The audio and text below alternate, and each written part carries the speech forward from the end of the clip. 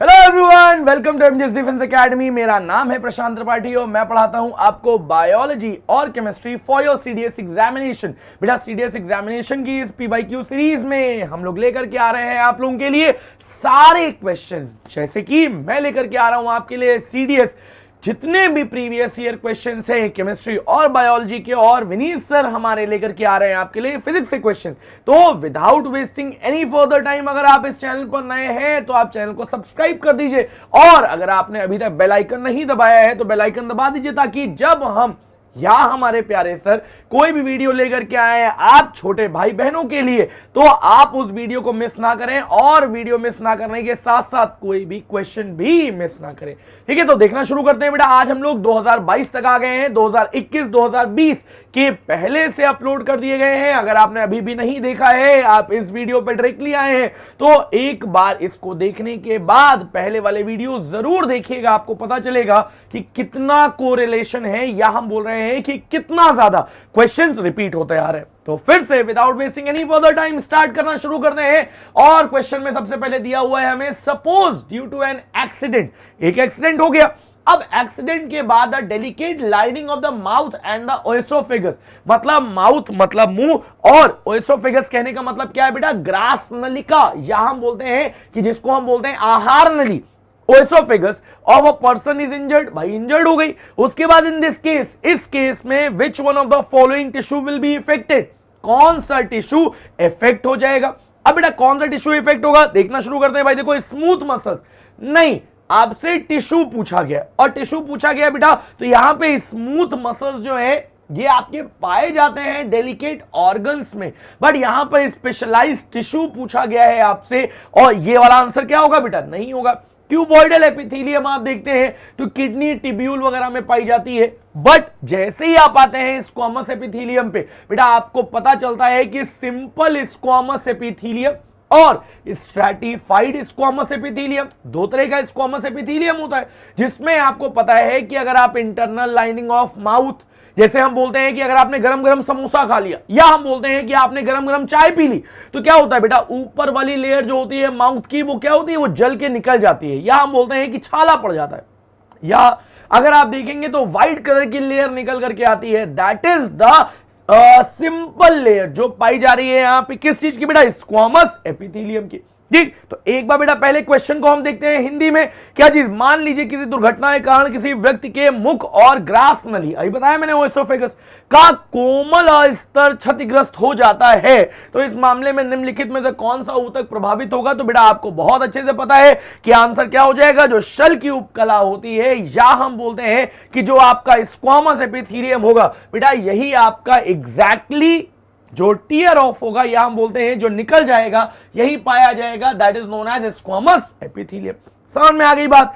बिल्कुल सिंपल सा क्वेश्चन था। अगर आप जाएंगे क्लास 9th की, आप बोलेंगे कि सर आप क्लास 9 10 से ऊपर बढ़ते ही नहीं है, तो मैं बोलूंगा कि सर क्लास 9th और 10th बेसिक है, और बेसिक ही क्वेश्चन तो पूछे जा रहे हैं। अब बेटा बेसिक क्वेश्चन पूछे जा रहे हैं, बेसिक क्वेश्चन ऐसे कर लेंगे हम लोग। चलो भाई देखो फिर से हम लोग क्या देख रहे हैं, अब नेक्स्ट क्वेश्चन की तरफ बढ़ रहे हैं हम लोग, और नेक्स्ट क्वेश्चन हमारे सामने क्या दिया हुआ है, ये देखो। अब ये बताओ, मतलब मैं फिर बोल रहा हूं, आप कहेंगे कि सर आप क्लास 9 10 से ऊपर नहीं बढ़ रहे हैं। मैं कह रहा हूं मैं नहीं बढ़ रहा हूं, इसलिए नहीं बढ़ रहा हूं, क्यों, क्योंकि वहीं से क्वेश्चन आ रहे हैं, बार बार वहीं से क्वेश्चन पूछे जा रहे हैं। अब देखो क्या बोला गया है, बोला गया है which one of the following statement is correct about the cell membrane. Cell membrane के लिए कौन सा स्टेटमेंट करेक्ट है, तो हम क्या देख रहे हैं यहां पे, बोला गया है अब सेल मेम्ब्रेन, आपको पता है कि भाई साहब अगर आप सेल वॉल की बात करते हैं, तो कुछ एडिशनल चीजें बता रहा हूं मैं, क्या बता रहा हूं तुम्हें, एडिशनल चीजें। अगर आप सेल वॉल की बात करते हैं तो बेटा सेल वॉल क्या होती है, सेल वॉल आपकी फुल्ली परमिएबल है, या हम बोल रहे हैं कि अगर हिंदी मीडियम वाले बच्चे कहेंगे तो इसको हम क्या बोलेंगे, इसको हम बोलेंगे पारगम में झिल्ली है। जब आप बात करते हैं सेल मेम्ब्रेन की, तो बेटा सेल मेम्ब्रेन क्या होता है, बेटा सेल मेम्ब्रेन जो होता है ये आपका क्या होगा, ये आपका सिलेक्टिवली परमिएबल हो जाएगा, मतलब जो चीजें सिलेक्ट करके एक जगह से दूसरी जगह पहुंचाई जाएंगी वो काम करेगा ये सेमी परमिएबल भी कुछ कंडीशंस में होता है, या हम बोलते हैं हिंदी मीडियम वाले जो हमारे बच्चे प्यारे प्यारे हैं वो कहेंगे इसको अर्ध पारगम्य झिल्ली। तो हम क्या बोलेंगे यहां पे, सेल वॉल की बात करेंगे आप तो फुल्ली परमिएबल, या सेल मेम्ब्रेन बोलेंगे तो selectively permeable most of the time, या सेमी परमिएबल सर अगर स्पेसिफिक कंडीशन दी है तो। ठीक, तो हम क्या देखते हैं इसका आंसर, देखो अब बोला गया हमसे, भाई पूछा गया है हमसे सेल मेम्ब्रेन के बारे में, और सेल मेम्ब्रेन के बारे में पूछा गया सबसे पहली बात, सर ये सेल्यूलोज की बनी होती है, नहीं, सेल मेम्ब्रेन आप किसकी बनी होती है, लिपिड और प्रोटीन की, याद रखिएगा। उसके बाद it is permeable structure for all substances, नहीं, अगर आप परमिएबल बोलोगे तो वो तो होता है आपका सेल वॉल, बट यहां पर आप बोला गया है permeable structure for all substances, नहीं, बिल्कुल नहीं, तो ये भी क्या हो जाएगा, गलत हो जाएगा, ये भी गलत हो गया। अब बोला गया है आपसे इट इज फ्लेक्सिबल, होती है भाई, फ्लेक्सिबल होती है, and enable the cell to engulf many material, yes, आपको देखने को मिलता है कि बहुत सारे मटेरियल, जैसे आप अमीबा वगैरह देखते हैं तो क्या करेंगे, अपनी सेल मेम्ब्रेन को बढ़ाएंगे और बढ़ाने के बाद इनगल्फ कर लेंगे, या हम बोलते हैं निगल लेते हैं चीजों को, तो हम बोल सकते हैं कि सर ये स्टेटमेंट सही है।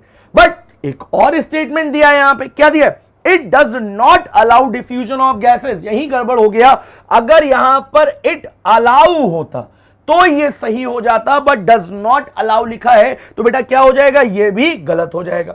एक बार बहुत प्यार से क्या करते हैं बेटा, एक बार बहुत प्यार से इस क्वेश्चन को हम लोग देख लेते हैं फिर से हिंदी में भी, क्या दिया है, निम्नलिखित में से कौन सा ही कथन कोशिका कला के बारे में सही है, तो बेटा कोशिका कला के बारे में क्या सही है, बोला गया है या नम्न होती है और कोशिका को अनेक पदार्थों का परिग्रहण करने योग्य बनाती है, समझ में आ रही बात, तो हम क्या बोलेंगे, सर आप सी वाला आंसर देखेंगे तो सी वाला आंसर आपका क्या हो जाएगा, सही हो जाएगा। आप यहां पर बोलिए और आप चाहे यहां पर बोलिए कि ये फ्लेक्सिबल होती है और ये इनेबल करती है सेल को कि ये इनगल्फ कर सके बहुत सारे मटेरियल्स को, समझ में आ गई बात, इतना सिंपल है, it is very very very very very simple to understand. अब हम क्या बात कर रहे हैं भाई, देखो बहुत ध्यान समझिए। अब देखिए जब आप इसके आगे आते हैं नेक्स्ट क्वेश्चन पर, तो नेक्स्ट क्वेश्चन आपको क्या दिया है, अब देखो, मतलब आप बच्चे से पूछेंगे तो वो बता देगा इसका आंसर। और क्या बोला गया है आपसे, बोला गया है plant prepare glucose by the process of, plant अपने लिए ग्लूकोज बनाता है किस प्रोसेस के थ्रू, आपको पता है एक ही प्रोसेस आता है जिसको हम क्या बोलते हैं बेटा, जिसको हम बोलते हैं फोटोसिंथेसिस, या जिसको हम बोलते हैं प्रकाश संश्लेषण की प्रक्रिया। आप हिंदी मीडियम से हैं अगर तो आप प्रकाश संश्लेषण बोलेंगे, अगर आप इंग्लिश मीडियम से हैं then you will say photosynthesis, समझ में आ गई बात। चलो अब नेक्स्ट क्वेश्चन की तरफ चलते हैं हम लोग। नेक्स्ट क्वेश्चन हमें क्या दिया हुआ है, देखो यहां पे ये मिल जाएगा बेटा, प्रकाश संश्लेषण जो बताया है अभी वही चीज लिखी हुई है यहां पे, ठीक है। अब बोला गया है the disease rickets develop in children due to deficiency of, अब देखिए याद रखिएगा क्या चीज बेटा, विटामिन सी से क्या होता है, स्कर्वी हो जाती है, विटामिन डी रोक लेते हैं अभी, अगर आप विटामिन ए से बोलेंगे तो क्या आएगा बेटा, यहां पर आ जाता है आपका नाइट ब्लाइंडनेस, और अगर आप विटामिन बी से बोलते हैं तो तुम्हें मैं बोल रहा हूं कि विटामिन बी से कौन सी डेफिशिएंसी होती है ये आप कमेंट सेक्शन में लिखेंगे, ठीक है। चलो भाई देखो ये वाला तुम्हारे लिए होमवर्क दे दिया है मैंने, ये देखो विटामिन बी तो भैया इसका आंसर है नहीं, बट विटामिन बी जो है इससे कौन सी डिसीज होगी, कौन सी डिसीज होगी ये तुम्हारे लिए होमवर्क है। और होमवर्क तुम कहां लिखोगे, होमवर्क तुम लिखोगे यहां पर कमेंट सेक्शन में, ठीक है। और कमेंट सेक्शन में जब तुम्हारा कमेंट आएगा तो मुझे पता चलेगा कि इस क्वेश्चन तक आपने देखा है। और जब डी की बात करते हैं आप विटामिन डी की, तो बेटा विटामिन डी क्या होता है, यही आपका रिकेट्स कॉज करता है। अच्छा विटामिन बी1 जो होती है ये आपकी बेरी बेरी कॉज करती है, ठीक। तो याद रखिएगा एक चीज और क्वेश्चन देख लो यहीं पे, विटामिन सी जो होता है इसको एस्कॉर्बिक एसिड बोलते हैं, क्या बोलते हैं, एस्कॉर्बिक एसिड बोलते हैं। तो फिर से एक तुम्हारे लिए होमवर्क आ गया कि विटामिन सी को तो एस्कॉर्बिक एसिड बोलते हैं, विटामिन डी को क्या बोलते हैं, विटामिन ए को क्या बोलते हैं, और विटामिन बी को क्या बोलते हैं। मतलब आपको होमवर्क में क्या बताना है, आपको होमवर्क में बताना है कि सर ये तीनों का जो केमिकल नेम है, क्या बोल रहा हूं मैं, तीनों का केमिकल नेम क्या है ये भी आप लिखेंगे कमेंट सेक्शन में, ठीक है भाई। चलो अब नेक्स्ट क्वेश्चन की तरफ बढ़े। अब देखो एक क्वेश्चन से कितनी जानकारी तुमको मिल गई यहां पे, नेक्स्ट क्वेश्चन की तरफ बढ़ते हैं। अब नेक्स्ट क्वेश्चन की तरफ बढ़ेंगे तो हम क्या देखते हैं, यहां पे बोला गया है हमसे ये वाला, बट हम इसको ना देख करके हम हिंदी में देखेंगे, ठीक। देखो भाई क्या बोला गया, सूची एक और सूची दो से सुमेलित कीजिए और सूचियों के नीचे दिए गए कूट का प्रयोग कर सही उत्तर चुनिए। ठीक है भाई, चलो देखो यहां पे क्या बोला गया। सबसे पहले बोला गया है बेटा क्या चीज, सबसे पहले बोला गया है फुफ्फुस धमनी। अब बेटा फुफ्फुस धमनी की आप बात करते हैं तो धमनी क्या होती है, शिरा होती है वेन, और धमनी क्या होती है, आर्टरी। और फुफ्फुस धमनी कहने का मतलब क्या है बेटा, फुफ्फुस जो होता है वो जो लंग्स होता है, या हम बोलते हैं कि लंग्स को ही हिंदी में बेटा फेफड़े बोला जाता है या फुफ्फुस बोला जाता है। तो हम क्या बोलेंगे, जो फुफ्फुस धमनी है मतलब पल्मोनरी आर्टरी। चेक करते हैं क्या पल्मोनरी आर्टरी ही है, yes it is pulmonary artery. अब पल्मोनरी आर्टरी का क्या काम होता है, याद कर लो। क्या याद कर लो, देखो सारी आर्टरी, एवरी आर्टरी याद करना है बेटा, इसको बहुत ध्यान समझनी है बात और याद भी करनी है इस चीज को कि अगर आप बोलते हैं कि सारी आर्टरी, सर एवरी आर्टरी जो होगी वो क्या करेगी, वो आपका प्योर ब्लड ले जाएगी। क्या ले जाएगी बेटा, प्योर ब्लड ले जाएगी। बट जब आप बोलते हैं पल्मोनरी आर्टरी की बात, तो इकलौती ऐसी आर्टरी है जो आपका इम्प्योर ब्लड ले जाती है। इन कंपेयर अगर आप बोलते हैं कि सर सारी वेन क्या करती हैं, ये आपका इम्प्योर ब्लड ले जाती हैं, बट फिर से सारी वेन तो इम्प्योर ब्लड ले जाएंगी, बट इकलौती ऐसी वेन है जिसको हम पल्मोनरी वेन कहते हैं जो आपका प्योर ब्लड ले जाती है। तो अब समझो भाई, इम्प्योर ब्लड होगा तो कहां जाएगा बेटा, ये आपका हार्ट से लंग्स तक जाएगा और लंग्स में प्यूरिफाई किया जाएगा और प्यूरिफाई करने के बाद दोबारा हार्ट में वापस लाया जाएगा। तो हम क्या बोल रहे हैं बेटा, हम सिंपल सी बात बोल रहे हैं कि जब इकलौती ऐसी आर्टरी है जो इम्प्योर ब्लड ले जाएगी तो पल्मोनरी आर्टरी, याद कर लीजिए इस बात को कि सर अगर हम बोलते हैं पल्मोनरी आर्टरी की बात, किसकी बात करते हैं, अगर हम बात करते हैं पल्मोनरी आर्टरी की, तो ये ब्लड कहां से कहां ले जाती है बेटा, ये ले जाती है हार्ट से लंग्स तक, मतलब हृदय से ले जाएगी फुफ्फुस तक या फेफड़ों तक। और इन कंपेयर अगर आप बोलते हैं पल्मोनरी वेन, तो बेटा इकलौती ऐसी वेन जो ब्लड को कहां ले जाएगी, जो ब्लड को ले जाएगी लंग्स से हार्ट तक। समझ में आ गई बात। और इसी के अलावा एक और आपको देखने को मिलती है कोरोनरी वेन। और बेटा कोरोनरी वेन जो होती है ये आपका ब्लड हार्ट को सप्लाई करती है। ठीक, चलो भाई देखो, अब इतनी बातें तुमने मेरे साथ साथ लिख ली होंगी। अब हम लोग आगे बढ़ते हैं बेटा और देख लेते हैं यहां पर क्या आंसर आ जाएगा इसका। भाई हिंदी में हमने पढ़ लिया, हिंदी में पढ़ने के बाद अब इंग्लिश में आ जाते हैं हम लोग। क्या बोला जा रहा है यहां पे, देखो भाई बोला गया है पल्मोनरी आर्टरी, और पल्मोनरी आर्टरी तो क्या होगा भाई, carries blood from lungs to heart. नहीं सर, हमने पढ़ा है अभी, पल्मोनरी आर्टरी इंप्योर ब्लड ले जाएगी तो हार्ट से लंग्स तक ले जाएगी। तो कहीं हार्ट से लंग्स लिखा है, ये देखो यहां पे लिखा है हार्ट से लंग, तो क्या हो जाएगा, इसका हो जाएगा ये वाला, मतलब सर ए का क्या हो गया, ए का हो गया आपका 4। अब देखते हैं यहां पे, देखो दूसरा कैपिलरी छोड़ देते हैं, भी पल्मोनरी वेन लिखा है यहां पे। पल्मोनरी वेन जो है ये क्या करेगी बेटा, ये लंग से हार्ट तक ले जाएगी। मतलब अगर आप देखेंगे तो डी का क्या हो जाएगा बेटा, डी का 1 हो जाएगा। अब देखो यहां पे बहुत ध्यान समझिएगा बेटा, कोरोनरी आर्टरी अभी क्या बताया है, कोरोनरी आर्टरी बताया है कि ये ब्लड पहुंचाती है हार्ट की मसल को, या हम बोलेंगे कि सी का क्या हो जाएगा, 2 हो जाएगा। अब भैया बचा क्या है, ये कोई एक ही बचा हुआ है यहां पर 3 वाला, 4 3 2 1। चेक करो 4 3 2 1 कहीं है कि नहीं है। चलो भाई देखना शुरू करते हैं हम लोग, देखेंगे कहीं 4 3 2 1 है, 4 3 2 1 पहला ही मिल गया, ये लो यही वाला आंसर हो जाएगा। समझ में आई बात, देखो कितना बढ़िया क्वेश्चन था और कितना इजीली हो गया। अगर आप लगन के साथ में, अगर आप मेहनत के साथ में, और बेटा अगर आप फुल डेडिकेशन के साथ में सारी वीडियोस को रिलीजियसली फॉलो कर रहे हैं, माय फ्रेंड आपका सिलेक्शन कोई रोक नहीं सकता है।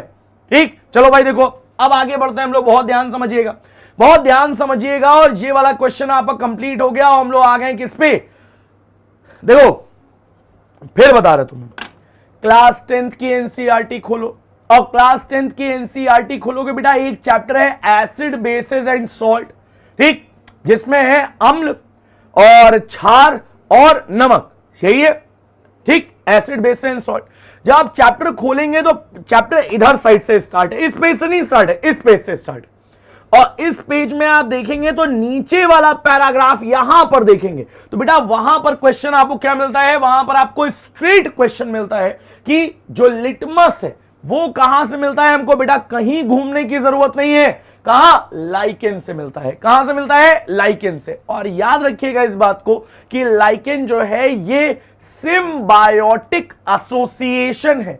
किसका, सिम्बायोटिक एसोसिएशन है एल्गी और फंजाई का। जब एल्गी और फंजाई साथ में मिल जाते हैं तो क्या बनाते हैं बेटा, तो बनाते हैं लाइकेन। चलो भाई नेक्स्ट क्वेश्चन की तरफ चलते हैं हम लोग। और नेक्स्ट क्वेश्चन हमारे सामने क्या दिया हुआ है, ये देखो, इतना बहुआ क्वेश्चन है। क्या बोला गया है, which of the following mineral acid is found in human stomach. तो भैया ह्यूमन के स्टमक में कौन सा पाया जाता है। अगर तुम इस क्वेश्चन का आंसर नहीं दे पाए तो भैया फिर सीडीएस की तैयारी तुम छोड़ दो, क्योंकि तुमसे ना हो पाएगा। हम क्या बोल रहे हैं, इतना सिंपल क्वेश्चन है बेटा। क्या आ जाएगा इसका आंसर, देखो बिटिया रानी वहां से बोल रही है, क्या बोलेंगे, हाइड्रोक्लोरिक एसिड, या सर आप बोलते हैं कि क्या पाया जाता है स्टमक में, HCl पाया जाता है। इतना मतलब सिंपल, भाई साहब इतना सिंपल कैसे दे सकता है। चलो भाई देखो अब नेक्स्ट क्वेश्चन की तरफ चलते हैं हम लोग। नेक्स्ट क्वेश्चन हमें क्या दिया हुआ है, बोला गया है म्यूटेशन इन अ वायरस। मतलब वायरस में म्यूटेशन जो होता है वो कॉज होता है due to change in its. मतलब किसी वायरस में उत्परिवर्तन या म्यूटेशन किस कारण से होता है।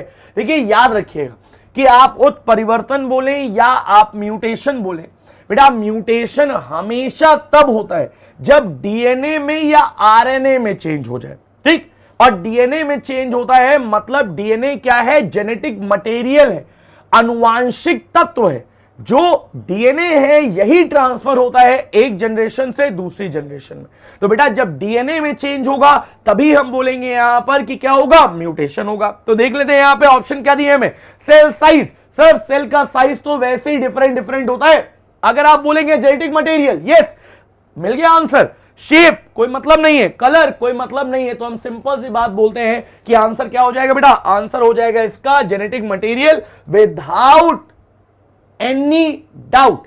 आपका आंसर क्या आ जाएगा, आंसर आ जाएगा आपका जेनेटिक मटेरियल। चलो भाई देखो अब नेक्स्ट क्वेश्चन की तरफ चलते हैं हम लोग। नेक्स्ट क्वेश्चन हमें क्या दिया हुआ है यहां पे, और ये देखो बेटा ईस्ट की बात की जा रही है या बोला जा रहा है ब्रेड बनाने में प्रयुक्त होने वाले ईस्ट निम्नलिखित में से किस एक समूह से संबंधित है। तो बेटा याद कर लीजिए ईस्ट जो होता है वो फंगस से संबंधित है। और हम सिंपल सी बात बोलेंगे कि सर यहां पर आंसर क्या हो जाएगा, यहां पर आंसर हो जाएगा आपका फंजाई। समझ में आ गई बात। चलो भाई देखो, देखिए इतने क्वेश्चन आपके 2022 सीडीएस 1 में आए हुए हैं, ठीक।